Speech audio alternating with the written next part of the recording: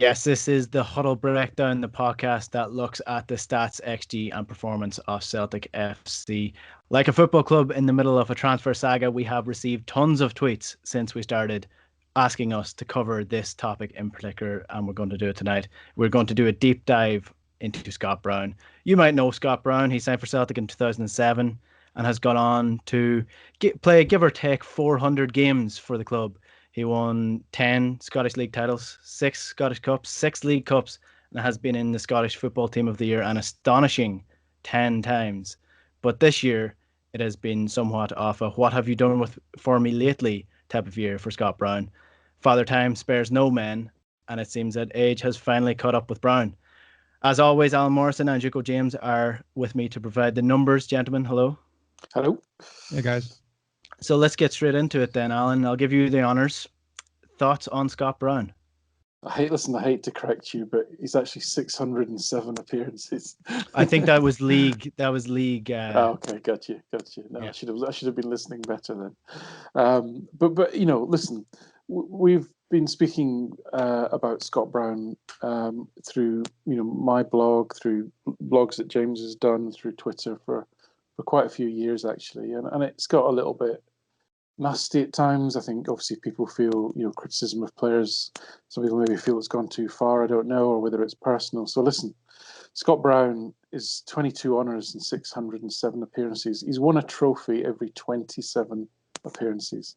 He's one of the greatest Celts of all time, second only to Billy McNeill in terms of captaincy and record. And that is the key legacy, and that is the most important legacy that we want to have and will have around Scott Brown.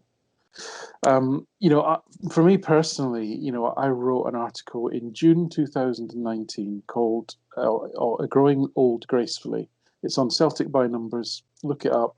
And the reason I say look it up is because, I said pretty much everything I wanted to say in that article. It was a fairly gentle article. It pointed out that Scott Brown was then 33 years old. It came out in June, just a few days before his 34th birthday, and it just pointed out the fact that across his performance metrics he was on a fairly gentle but perceptible decline.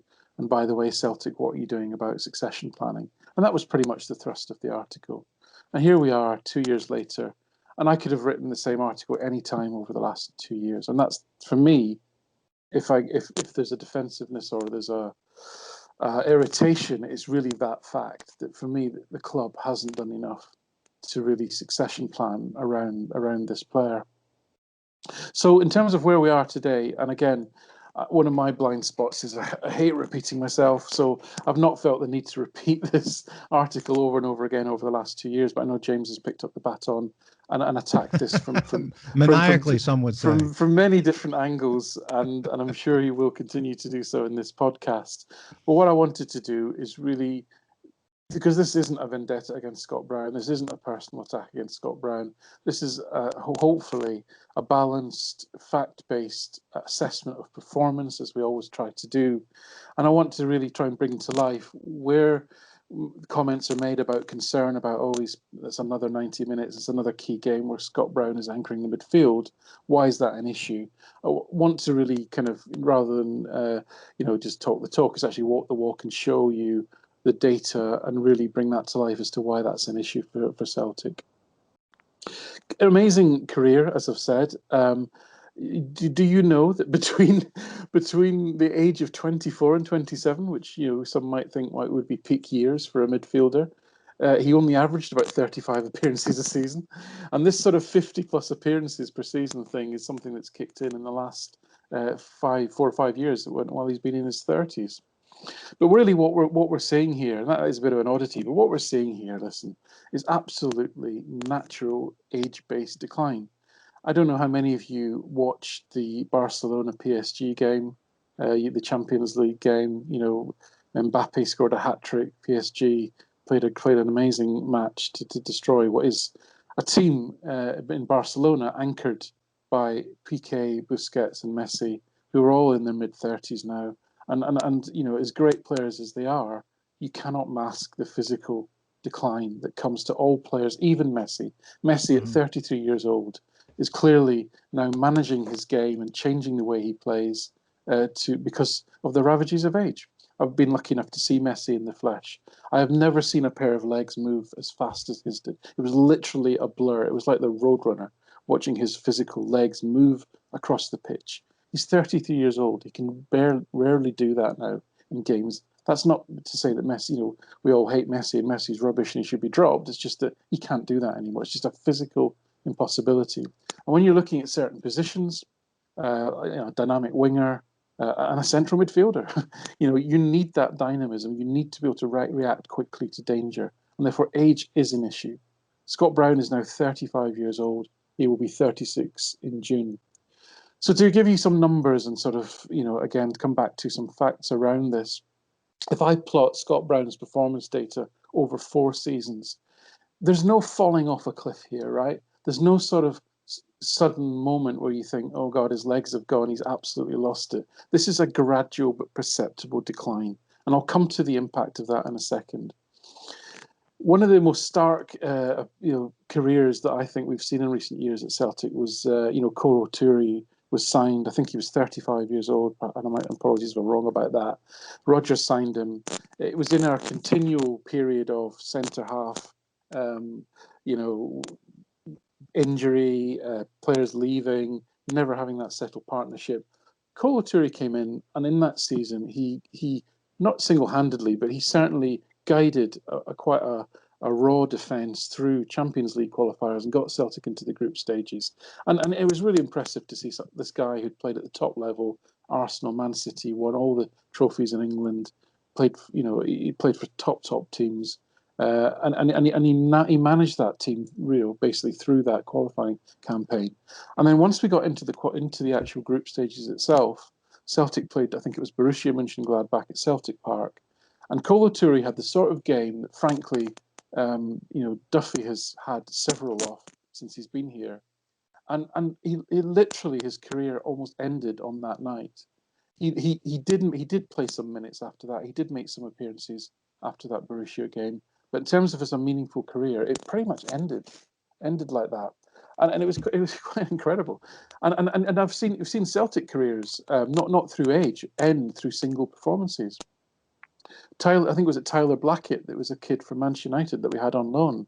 We had a game against Molde in a European competition where again he had an absolute horrendous performance and he barely kicked a ball for Celtic again after that. We had a young Irish lad, Owen O'Connell, that played under Dyla. He won literally, and I'm not kidding. He won literally every single headed duel that came his way. He was like Duffy in that respect. Don't joke. There might be 1 or 2 he didn't win in all of his appearances, but he played a game against Dundee United where I think he was responsible for 2 goals. I can't remember the result of the game. It might have been a high-scoring draw. And again, he virtually never played for Celtic again. With Brown, it's not like that. There's been no moment. I think there's been some really worrying performances, especially recently, but it has been that sort of perceptible decline. So if I come to the data, what am I talking about? If you look at some of the key defensive metrics that we've talked about before, the defensive action success rate, possession win percentage, Scott Brown's percentages have barely changed in all the years that he's been playing in that position. His consistency levels are fantastic.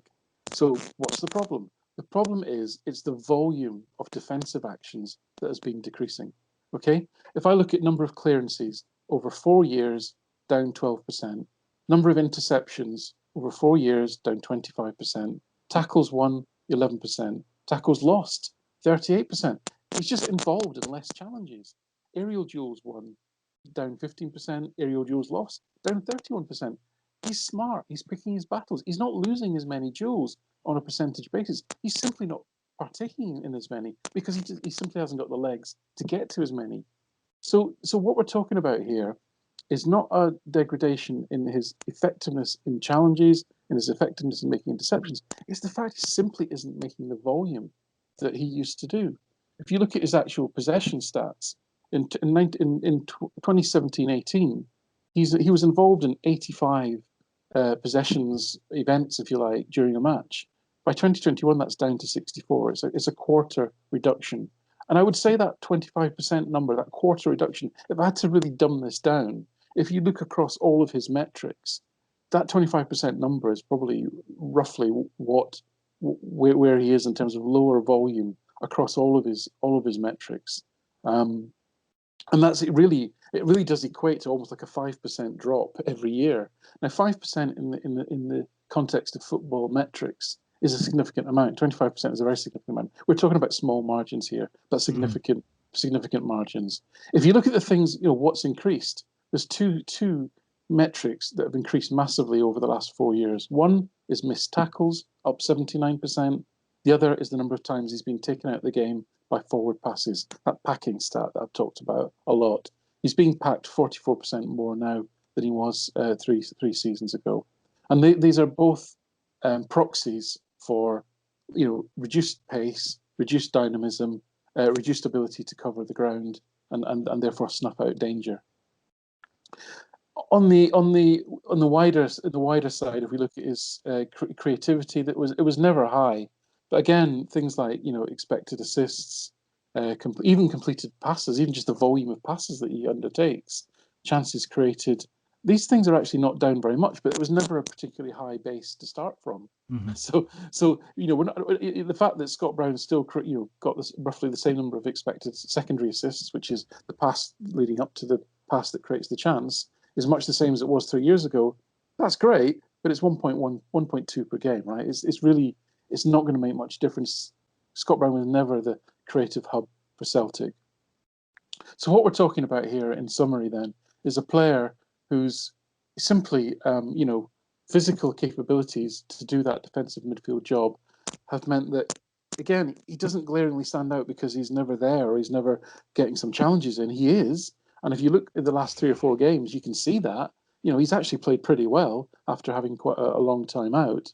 But if I were to summarise this, then what does Scott Brown's decrease in volume mean for Celtic? And for me, it means there's like 5 major issues. The overall workload that Celtic have to deal with in terms of defence hasn't much changed. So if your key defensive midfielder linchpin is not getting through as much of that workload, then that work's got to be taken up by somebody else. So that's problem number 1. Second thing is, that natural decrease in dynamism of movement, that anticipation, speed, and then the actual action itself. If you watch to me, it was visibly noticeable if you watch the European games this season, where he physically wasn't reacting to the bounce of the ball in the boxes. But he couldn't get his body into the right position. He physically wasn't recovering in time to where danger was. He physically cannot get there. And also recovery speed. So the third issue is that weaknesses become exacerbated. Okay, Scott Brown's always had weaknesses for ball chasing. He pulls himself out of position. He is like the proverbial terrier chasing the football sometimes. But A, he can't get there as quickly as he used to do, and B, he can't recover if the team actually play through that sort of overcommitted press. He's got many of the same faults that Duffy has: ball chasing, poor recovery speed, and rashness. And those things are just accentuated when you see the decrease in physical capabilities. And then the fourth area where I think this season has come to lie is the risk of having a player like Scott Brown in the team increases for the team itself due to what I'll call toxic combinations. So Scott Brown on his own, surrounded by athletic, disciplined players, may not actually be much of an issue. But if you put Scott Brown in the same team as a Shane Duffy, who has all the same characteristics as Scott Brown does in a negative sense and a positive sense in terms of these sort of intangibles like leadership and drive and commitment, but he has all of the negatives as well in terms of lack of speed and the things I talked about.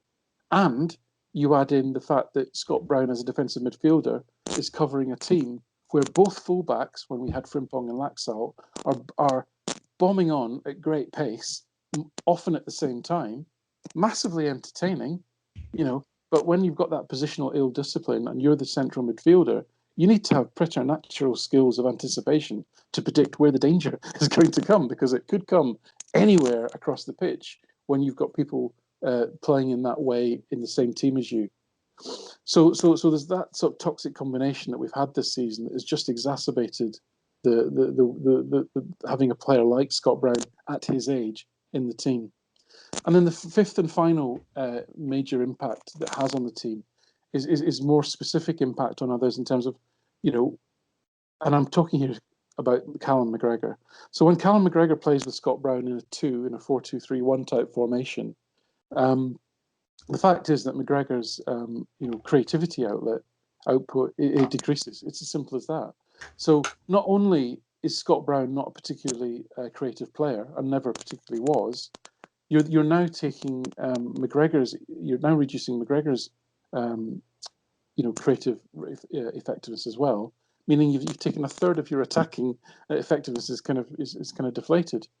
In terms of McGregor, what is the evidence for that? If we look at this season, and I didn't look at last season because, believe it or not, there were only 3 games last season where Brown didn't play, and McGregor did. And one of those was that awful Dunfermline Cup tie, if you recall, when it went to extra time. And again, if we look back to 2018-19, and again we get sort of dewy-eyed about that October-November period where Brown was injured, and Christie sort of emerged at half-time like a caterpillar out of his chrysalis and exploded into life in that cup semi-final against Hearts. And the team that had a midfield of Christie and McGregor, and then either one of Incham or Rogic were kind of 50-50 as to which one it was, suddenly went on a run, and they had a few high-scoring wins. They also had some losses, but my goodness, it was entertaining, and gosh, it was fun. And it was just a younger, more dynamic midfield. That isn't a good proxy for this conversation. The reason for that is that McGregor actually played the 6 in that formation, and so what happened was his attacking numbers actually went down, but his defensive numbers went up, and he actually played pretty much like a 6. So if we look at this season and look at the games that Brown has been absent, and we've got a pretty good run of games there. We've got about 10 games in 12 games where Brown was absent, and you've got 2 things that went on there. One was obviously Brown wasn't there. Second of all was we changed this 4-4-2 diamond. So it wasn't necessarily 2 players sitting, it was 1 sitting, and that was Sorrow, who's obviously a more quicker, more dynamic, younger player. Not necessarily a better player, but it's just a younger and fitter player. McGregor's numbers changed dramatically. So McGregor suddenly, in the games where he wasn't playing with Scott Brown and having to cover and almost cover some of Brown's decreased effectiveness, McGregor's expected assists went up 32%. His expected goals went up 36%. His number of chances created went up 16%. Number of times he got into the box, opposition box got in, went up 73%. So what I'm saying is that it's not just the impact of Scott Brown. He's a bit slower. He doesn't react as quickly. He doesn't get there as quickly. There are a number of issues this raises for Celtic as a team, and I know that's something that James is going to probably look at in a little bit more detail. Yeah, Jim, do you want to hop in on that then? Yeah. So the just to go back, I mean, this is kind of ironically an origin story for Alan and my relationship and our friendship. Hopefully, I characterize you as a friend, Alan. Hopefully, is this a meet cute then? Was it? Yeah. No, I think my first time I ever commented on Celtic by numbers was on that piece that Alan referenced from June of 19, and it really started for me when Lennon was I think it was April of when they were kind of closing out the season, when he talked about they're going to build the team around Brown, and because of I think of this as kind of an Occam's razor perspective, which is the simplest answer is probably likely to be the right one. So in analyzing it, I kind of started from that. It's like, well, I've said this before, Michael Jordan aged, Muhammad Ali aged, the greatest athletes of all time aged. There's a reason why, the Olympic 100-meter dash is not filled with 35-year-olds, but ultra long distance athletes, go well into their 30s or the late 30s or even 40s. And that's fast twitch muscle decline is what we're talking about here. So, so this goes back to benchmarking as well, which is, where can you pinpoint another 35-year-old or 34-year-old midfielder playing at a European level, meaning that the level that we're supposedly aspiring to as a club, and not only playing, but putting the kind of minutes in and the utilization. of Brown. So those were all the red flags to me back in that summer of 19 that really started me. I didn't know anything about XG at that point. I mean, I've literally spent the last 18 months to 20 months now on kind of teaching myself about all of this stuff. And it really started from that article that followed up on Lennon's comments, because it just didn't make any sense to me intuitively, everything I knew about, my experience as a sports fan in general. So, so the benchmarking was a big issue for me, and trying to look for other teams that are playing 4-2-3-1, for example. Look at Ajax, who plays that a lot, and they almost always have guys who are 21, 22. I mean, it just doesn't make any sense from a common sense perspective, right? So that I go back to Occam's razor. It just doesn't make sense intuitively. So then you come back to, well, how do you analyze this, and how do you actually go through benchmarking and do the analytics? And because the reason I start with that concept is, there's always a risk of bias. There's always a risk of confirmation bias. So, it comes back to how do you measure the decline? How do you look for what's that tipping point, as Alan said, and who else is managing these declines, and how is it being dealt with? So that's how I kind of started this odyssey, and that's the kind of the origin story. It all kind of centered around this, and my frustration in dealing with it has been because to me it is that kind of obvious, simple, and I think that's part of Alan's frustration in dealing with this topic for the last 2+ years is because of that. So when we look at the team side of it, the risk is, well, confirmation bias. Are you starting with a conclusion and then building your analysis to justify an opinion?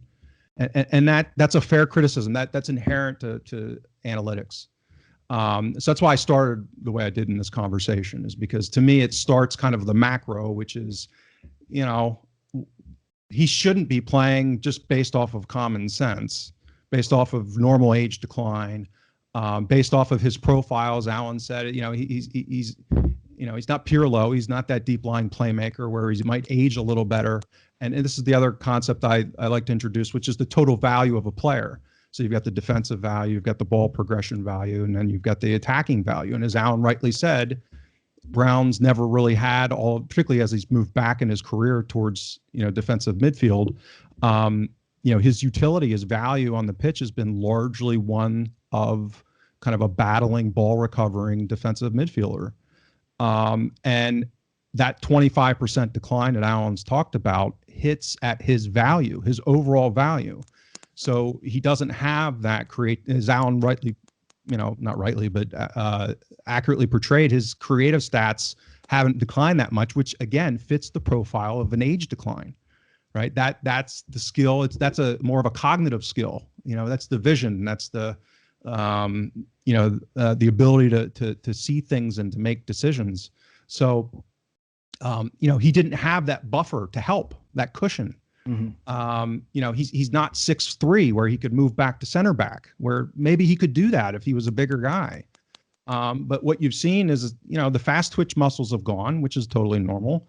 And the last thing I'll add before I get into the team side of this is it's the utilization of Brown, which I think has compounded this even more. So Alan talked about that network effect, as I call it, which is playing with Duffy and, playing with a Laxalt and the tactics and doing it within the context of a 4-2-3-1.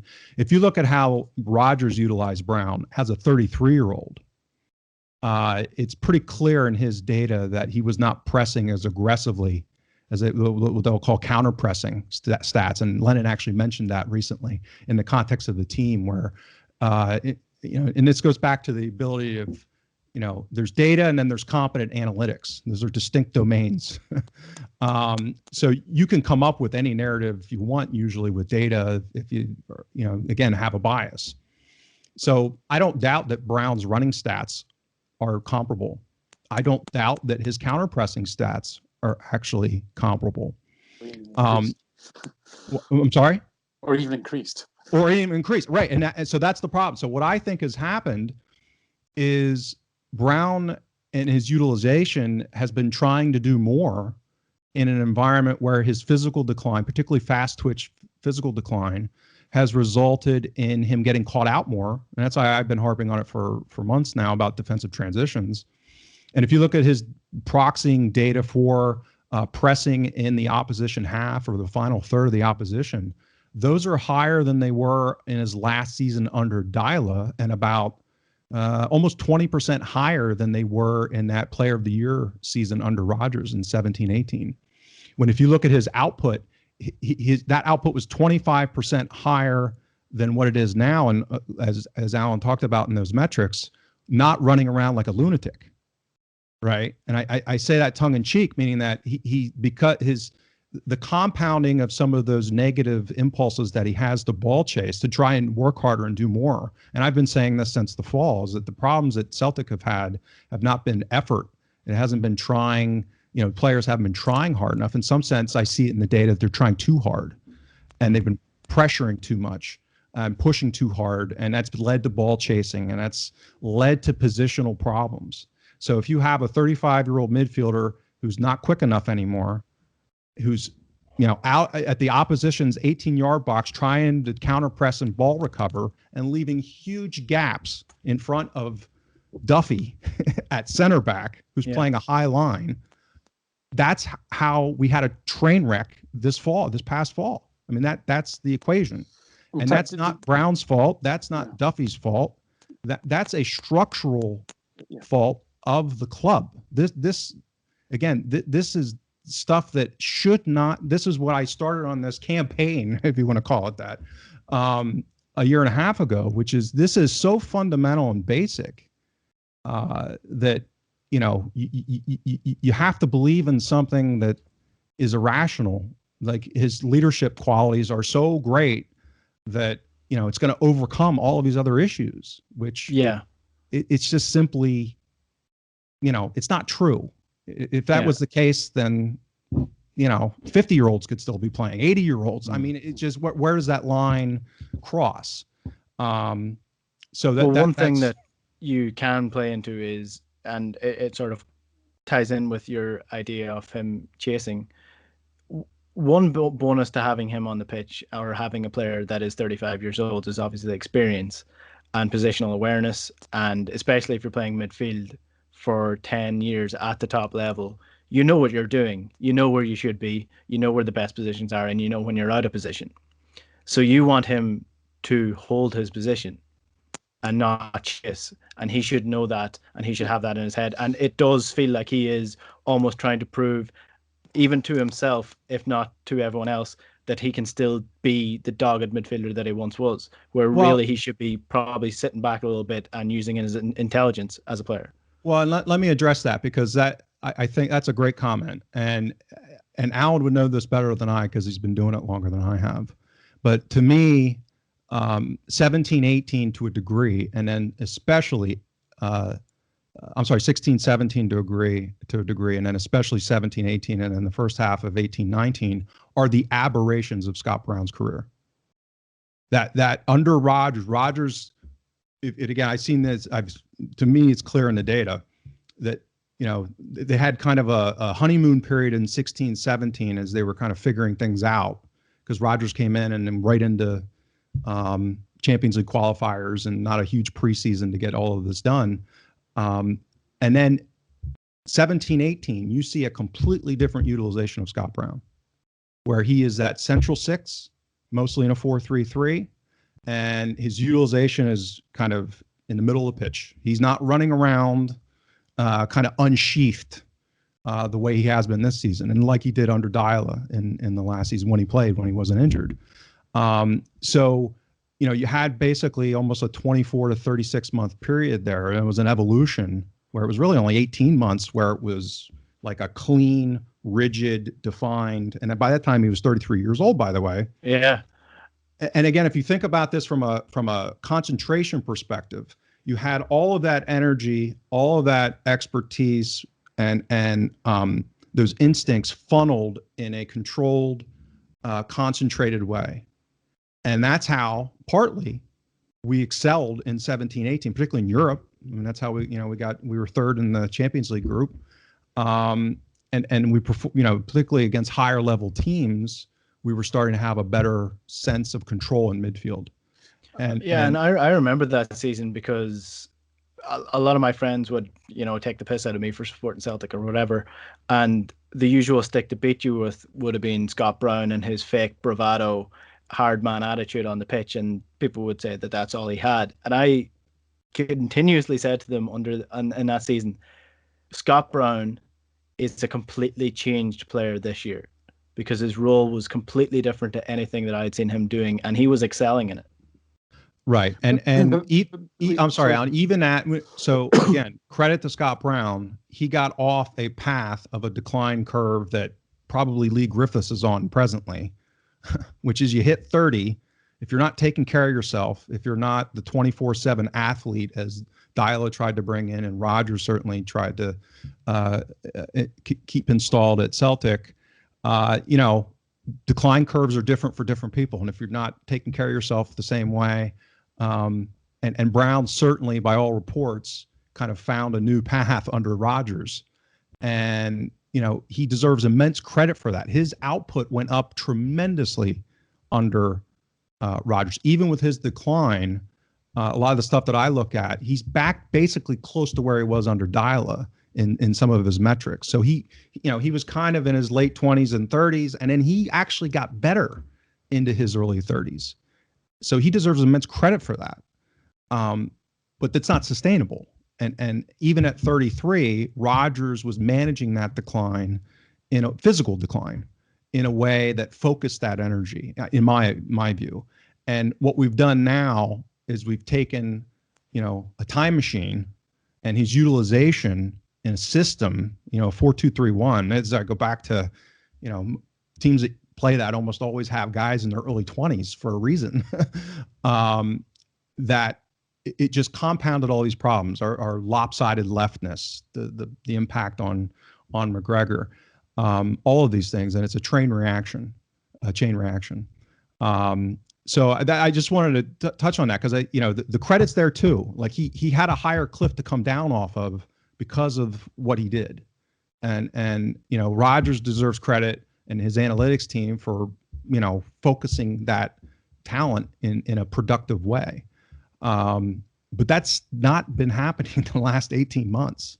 I mean, it's been incredible how poorly that's been managed since then. And it's almost like I said, a time machine. And we've got the worst of all worlds now, which is a guy who's clearly in decline, chasing shadows to a degree, and creating all these vulnerabilities. To Alan's point, that if the system dynamics overall were more resilient, wouldn't be as big of a problem. I would argue you still wouldn't want to do it. I mean, you still want, a younger player in that role just by definition, because of the decline in the output, and the lack of creativity. But so I want to touch upon that. So let's segue into how the impact is on the team. Did you have a comment, Alan? I was going to say is it does come down. I think there's a little bit of this. It does come down to structure and usage, even overriding. Because I think Scott Brown's decline, and I think the picture you just painted there accurately around the fact that his effectiveness improved as he was used more efficiently, and obviously he bought into what Rodgers was selling him in terms of his role. And that wasn't age specific. It was actually to do with, maybe attitude, lifestyle, maybe other things. And actually the way he's playing now, if you put him in a system with a 21-year-old beside him, where there weren't these structural weaknesses, I think he'd be more effective. I'm not with you. I'm not saying it's the right answer, but I think he would be more effective than he is now, because Rodgers' team pressed pretty ferociously at times, and Brown was part of that team. But his role in that was defined in that he wasn't necessarily chasing 40 yards out to the right wing to effect that press. He would do that within the context of staying fairly centrally. I mean, Neil Lennon himself. If you look at his career and you look at the way he managed himself as he got older, Lennon was never the most mobile of players anyway. And it was painful to watch him in his latter years, but he managed that by containing his role. There's that famous game where Roy Keane and Lennon played for Celtic at Ibrox in the New Year game, and Celtic won 1-0, and the two of them just absolutely controlled a much younger and more agile Rangers midfield, and then that was two guys, right? Both of them in their 30s. Neither of them. Now that was a different time. It was a long time ago, and pressing wasn't such part of the culture of the team. But Lennon himself should know, and through that experience and through that lesson, how it can be done in a more effective way. So Celtic can still play counter-pressing game and use Scott Brown more intelligently. But with that compounding factor of asking him to play that role, and then having that structural deficiency around other players just not suited to playing that way, it's just a toxic. As I say, I use the term toxic combination, and I really think that it does Brown a disservice, because I do think he could be more effective even today. And he has been in the diamond, and as I get into the segue here, I'll talk about that, because he's had more protection. So even though he's still having a lot of the ball chasing tendencies that he's kind of reverted to, and the positional issues, there's just more bodies in a narrow sense that have made those. When we were in 4-2-3-1, I mean, it was like you could drive a freight train through the middle of the diamond a lot of the pitch a lot of the times in those transitions, because we just didn't have people there. So that's been reduced a little bit. So yeah, let's transition to the team side. So what I've done is look at the breakdown of team performance levels under different variables. And I've tested all kinds of different things. So again, I don't, people aren't insane like I am. They don't want to hear all the crap that I do. It's way too much. Like it's too much. I don't share a lot of what I do. But one of the things I do is I track, variables in performance levels of the team, different lineups, look at correlations, and you have to be careful about correlation and causation. So, again, there's some analytical aspects to this that people need to be aware of. But so something as simple as, if you ask the average supporter, who would you think is the worst defender that would have the greatest impact on team performance this year? There's only one answer, right? Everyone knows who that is. Christopher Ayer. Right. Yeah. Right. So everyone would say Shane Duffy. Yeah. So I've gone through different lineups and look at consistencies, and there's clear a pattern of by far the biggest delta on team performance is whether or not Scott Brown plays, more so than Duffy. So that when we have a control for that, meaning that we have lineups, enough sample size where Duffy plays and Brown doesn't, for example, because of, to Alan's point in last season, I mean, there was 3 games. You can't test that hypothesis, right? So this goes back to, how do you do analytics and test hypothesis? So we have enough of a sample size here, given the totality of all of the different things that I can look at and test. So the delta or the change in Brown playing has been significant, more so than Duffy even. You put them together, I have the number right here, with Brown and Duffy, our goal differential, our net penalty, non-penalty XG differential has been a good bit over 1, right? So that's, I'm sorry, a good bit under 1. I'm sorry. Yeah. So that's the problem. Is I've talked about, once you start shrinking that XG differential, you start getting into randomness in games and bad luck and just normal variance.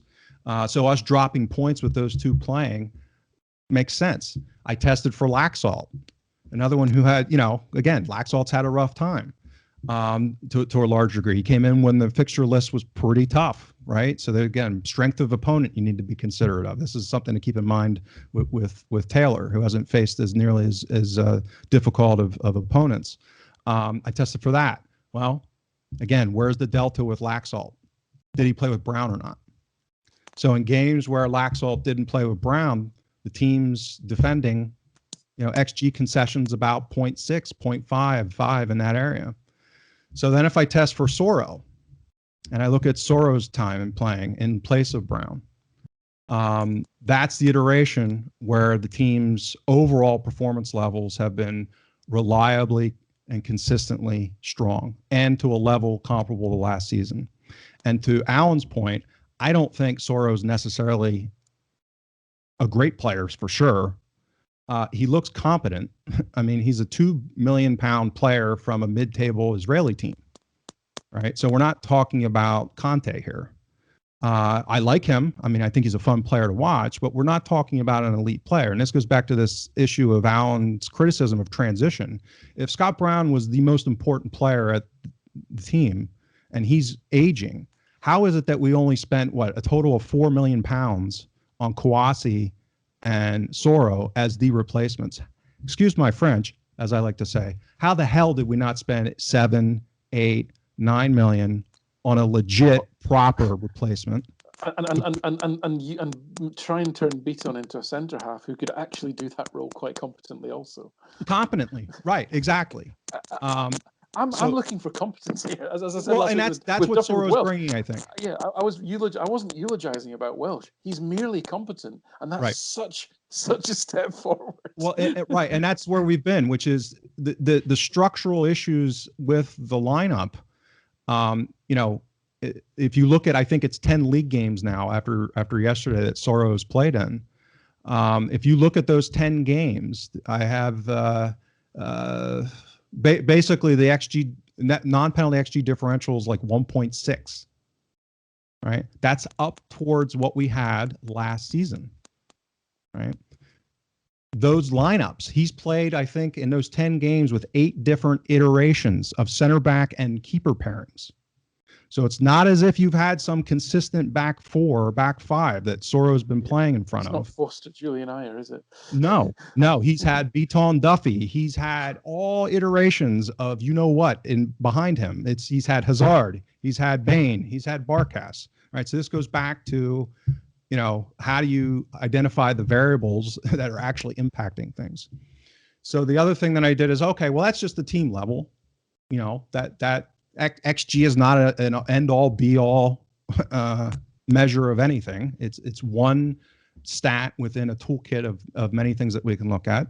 So then I looked at all kinds of different things within that lens. So I've got some clues here. I've zeroed in. Let me dig deeper. So everything from, let me pull it up here.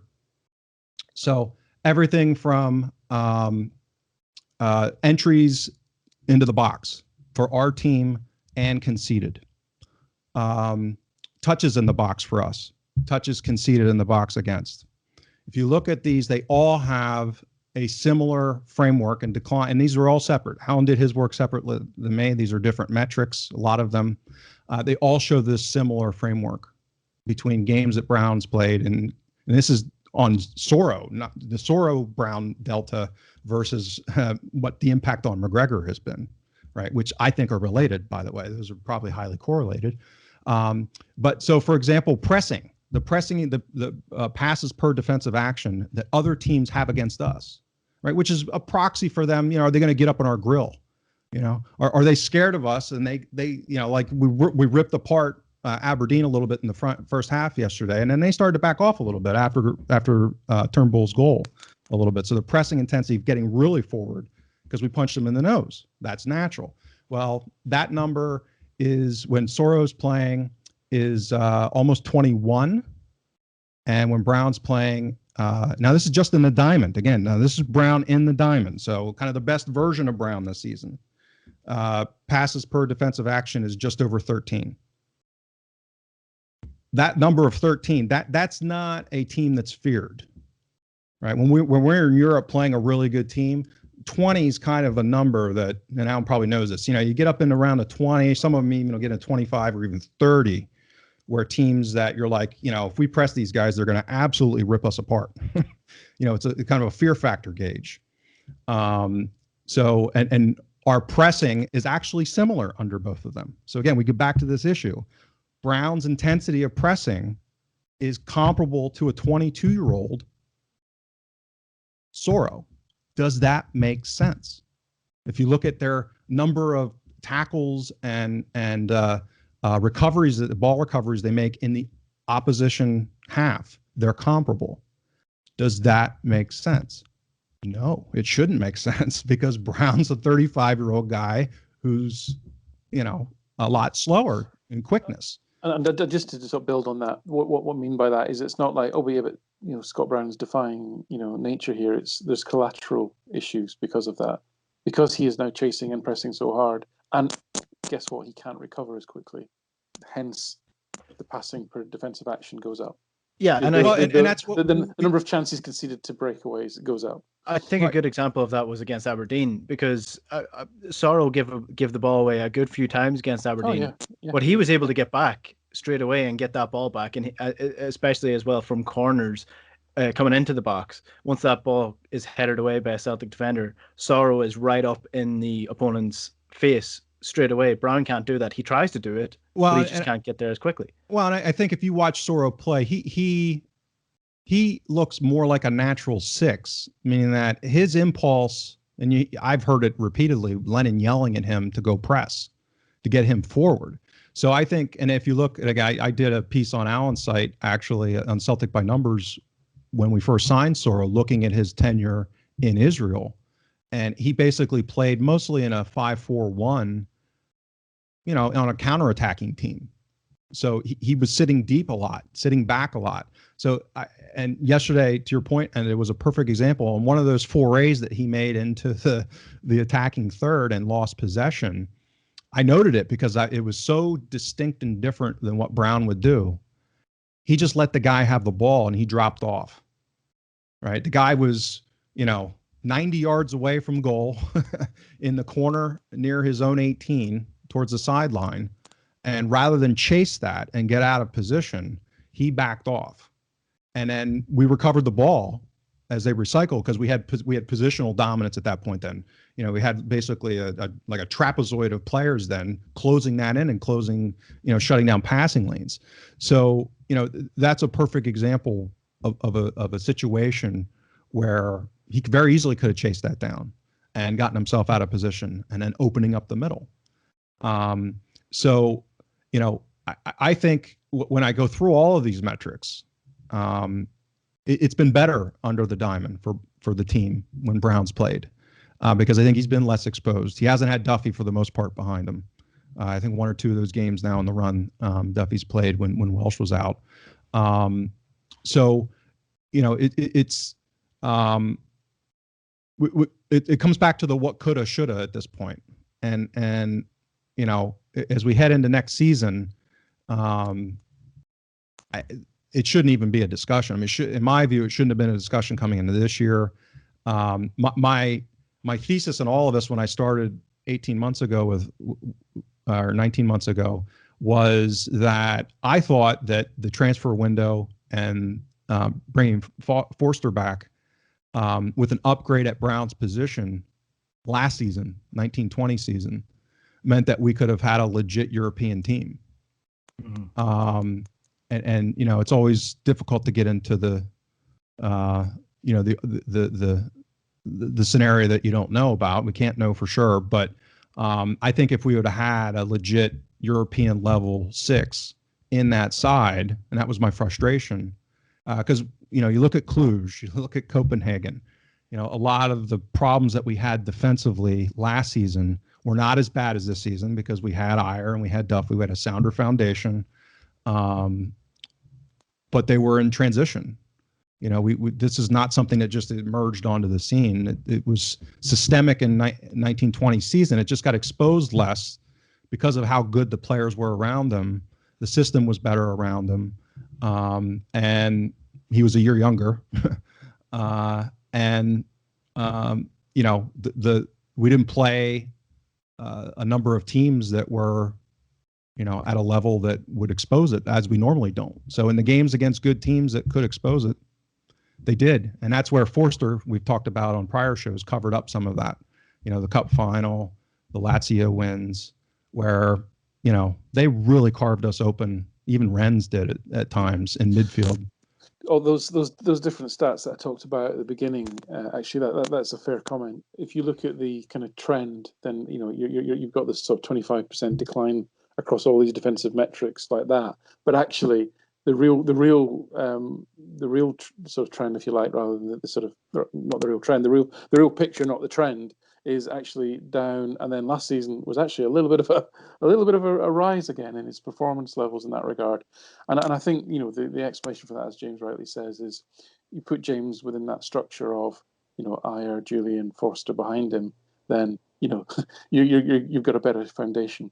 And I think going forward for this season, you know, playing Brown, if he wants to play Brown in that diamond with, you know, Welsh, he's young, he's made mistakes in his last few games, Ayer, but when with two kind of defensive-minded fullbacks that we've now got in Kenny and Taylor, you know, these numbers are probably going to improve. And in fact, his numbers in the last 3 or 4 games, Scott Brown, have improved. You know, his two highest number of recoveries in any game this season have been, you know, the 2 previous games. So, you know, that gives us hope that at least we could be reasonably solid for the rest of the season. However, you know, looking back over those 4 years is important because, as I say, that trend is inexorable and it's not going to reverse. And we continue to wait to see how the club are going to address that transition. Yeah. I had a nightmare last night that Scott Brown took over from Lennon as manager next year.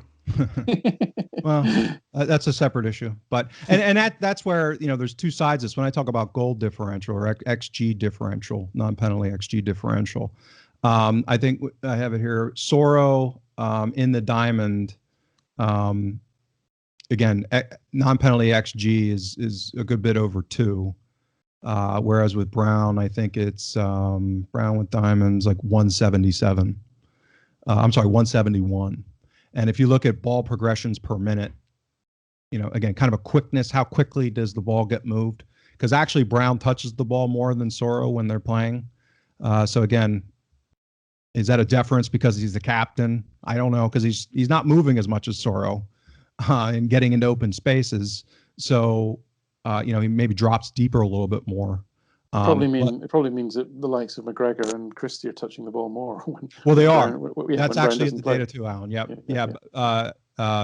McGregor's received passes are higher playing with Brown, but with less creative output. So he's dropping deeper. And so with Soro, the ball progressions per minute metric is like 25% higher. So the ball gets moved quicker. He's got more creativity. You know, he does make mistakes. Again, we're not talking about the greatest player that ever lived here, but he's functional, and he's 22, and he probably, you know, just talent-wise is a better passer creatively than Brown, overall, I'd say. And I mean, you know, Brown can throw out some really good ones once in a while. He's got great touch, but he doesn't have risk appetite. I'd say that's probably my biggest criticism of Brown. Is a lot of times he could be doing things that he doesn't even attempt. He just turns and takes the easy pass.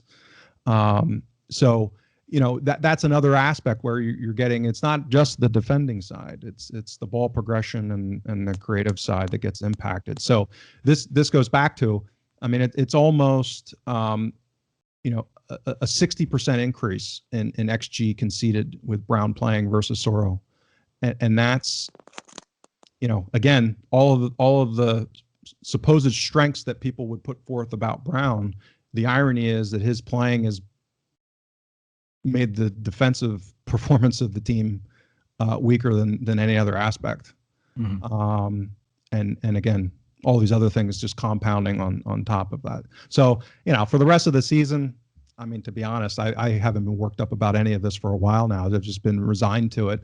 I mean, my preference is to watch entertaining games. So I thought the first half against Aberdeen was more entertaining, even though it didn't result in, you know, that many great scoring opportunities, but we looked like a coherent attacking side for the first half, I would argue.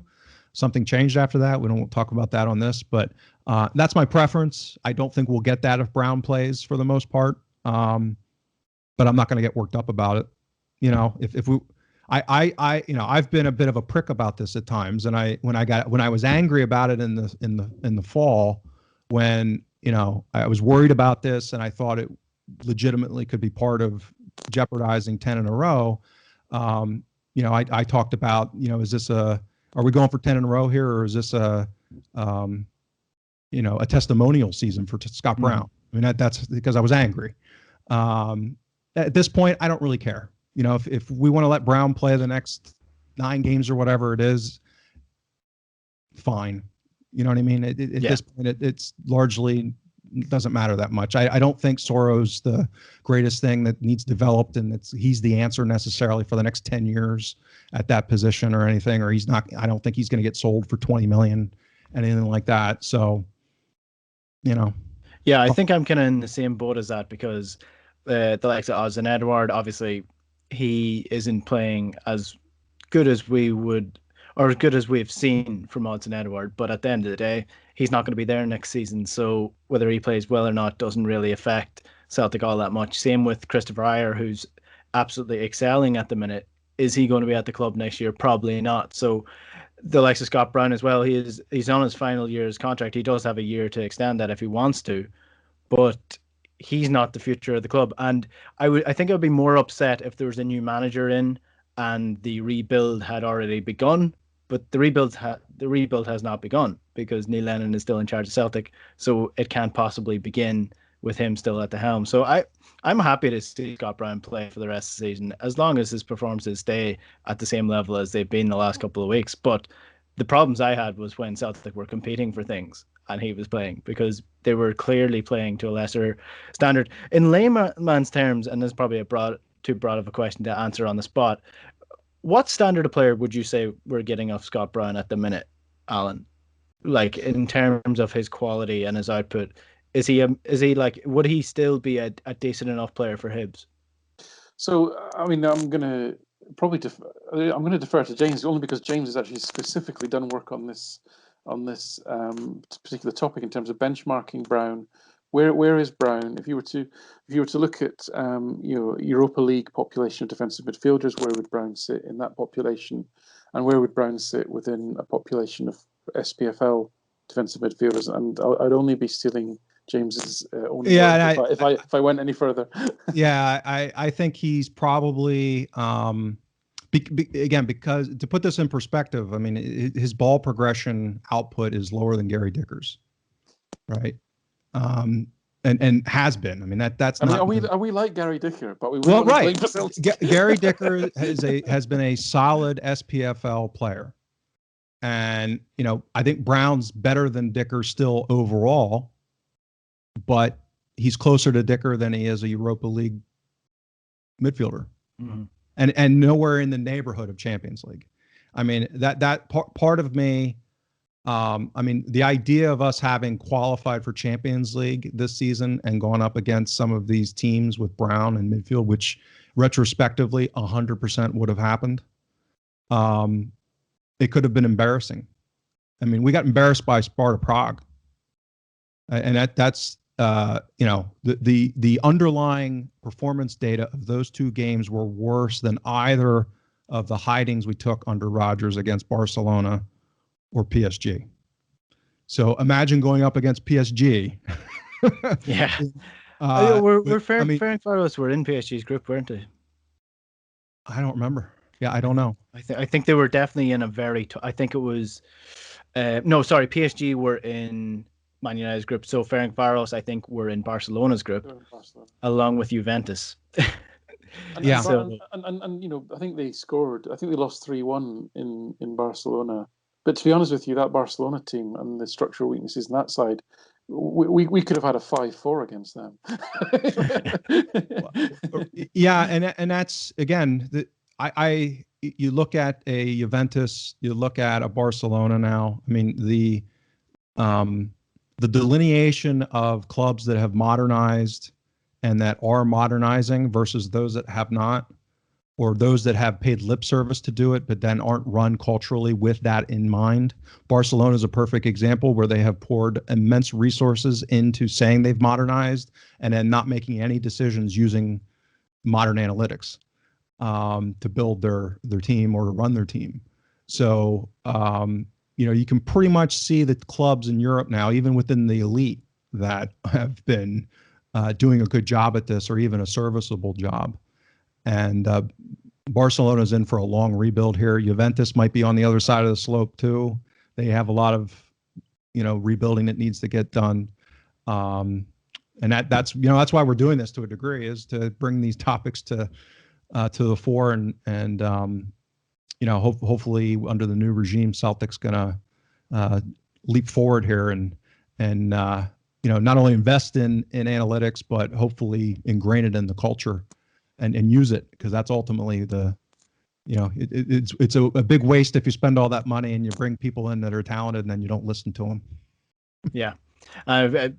Barcelona's finances are even worse than Celtic's at the minute, so who knows? They could be playing Celtic and it weren't that bad. I know this is for another day, but I was pleasantly surprised by that. I think it was not as bad as it could have been, but we've got another 6-month figures, I think, which are generally going to be worse than the first 6 months. So yeah, exactly. Hold fire on that one. We've got a long road ahead of us, and the Huddle Breakdown will be there for the next while anyway, as far as we know. Until we will be there until we're not. That's the future we're putting on the Huddle Breakdown. As for the Huddle Breakdown in the short term, next week is our week on the 20-Minute Tim's Patreon page. So if you want to listen to us next week, we'll be doing the 20-Minute Tim's Patreon special for the month, and you can get that on their Twitter page, or I think it's patreon.com/20-Minute Tim's. So you can go there, subscribe to them, and they produce loads of great content as well. So you can check out them and check out our podcast next week. Alan, James, thanks very much for this week. Thank you. Thanks, guys.